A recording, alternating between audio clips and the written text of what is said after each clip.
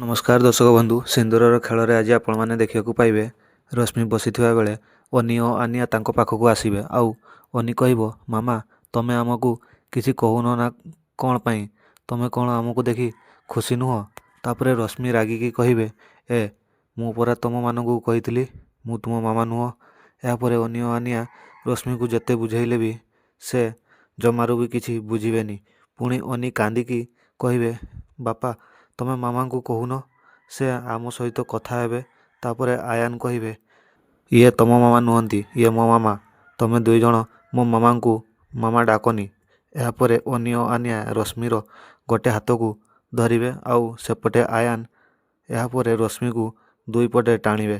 ଏହା ଦେଖି ରଶ୍ମି ବହୁତ ଜୋରରେ ରାଗିଯିବ ଆଉ କହିବେ, ମୋ ମାମା ଆମ ମାମା କହିକି ମୁଣ୍ଡଟିକୁ ପୁରା ଖରାପ କରିଦେଲଣି ତମେମାନେ।